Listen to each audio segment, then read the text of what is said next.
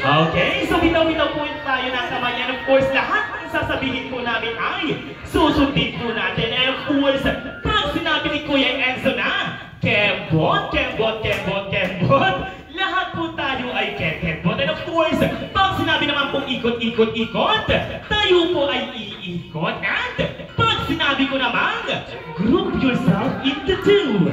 Ayan, into two. Ayan, nakahanap tayo ng ating kapartner. Yes. So in count of 5, pag wala pa tayo kapartner ng ating Angelique, ibig sabihin nun ay magpapaalan na tayo sa ating first game.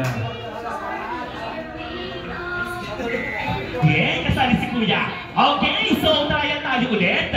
Ready? And Kembot, Kembot, Kembot, Kembot. Ikot, ikot, ikot, ikot, and sumigaw ng happy birthday.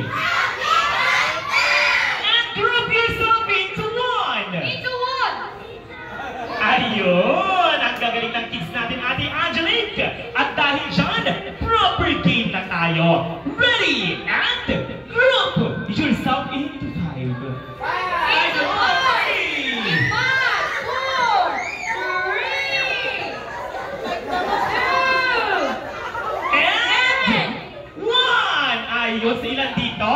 Ay naku, out na ang grupong ito dahil anim sila. And of course, ayun si Kuya Edward. Ayun out na din. So ibig sabihin, meron tayong 5 natin.